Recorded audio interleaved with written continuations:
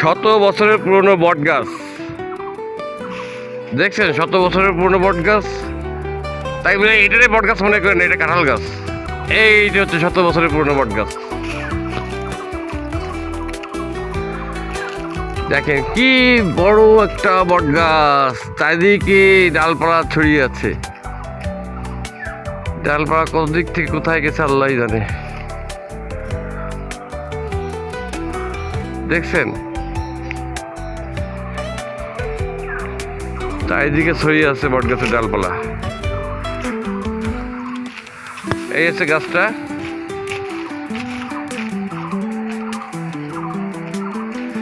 এই দেখেন একটা শিকড়, এই গাছের একটা শিকড় হয়ে গেছে মোটা একটা গাছের মতো।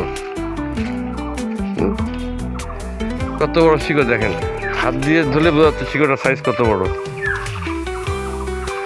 এই শিকড়টা এখান থেকে যে আবার এখানে উঠে গেছে। মূলত এটারে আমি যেটা জানি, এটারে বট গাছ বলা যায়, এটা বলা যায় পাকড় গাছ। দেখেন কত বড়। এখানে আর একটা শিকড়, ওই ডালের থেকে এই একটা শিকড়, এই একটা শিকড় এইখান থেকে বেরিয়ে চলে গেছে ওখানে।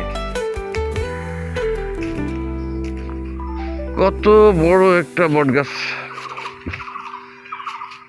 এই দেখেন